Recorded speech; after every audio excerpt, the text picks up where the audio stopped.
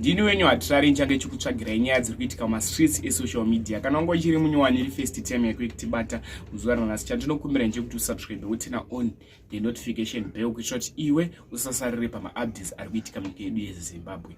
Nyaya ndova nezvayo muzuva ranhasi inyaya yamadzibaba Ishmael avo vakambopisa mazuva apfuura vainamatwa nevanhu vekuchechi kwavo vaiti ndivo mwari, asi vanhu vanoziva kuti mwari vari kudenga, but ava vaitwa samwari madzibaba Ishmael. Pakabuda makesis akawanda pamusoro pamadzibaba Ishmael vekuti vakauraya professor paUZ, ndo vakavauraya. Ndo nyaya dzaingobuda dzichitendera mastreets esocial media. Chinzi vakazovatumira marobhasi ndo pavakazonopondwa vakafa professor avava. But nyaya yabuda mastreets esocial media ndeyekuti madzibaba Ishmael pane mwana akafa. Mwana uyu afa, vakamutora vakanomuviga kufamu ravo. After vamuviga kufamu, hama dzemwana uyu kana kuti vabereki kana kuti amai vemwana uyu vanga vasingatozive kuti mwana wavo ari kupi. Chokwadi chazobuda nhasi kuti mwana uyu anga akavigwa kufamu ramadzibaba Ishmael. Hapana kana anga ane ruzivo rwekuti mwana uyu akaenda kupi, but azowanikwa ari kufamu ramadzibaba Ishmael. Ndinokumburiswa zvavanofunga comment section pamusoro penyaya iyi. Tichiti vanhu vakunamata Mwari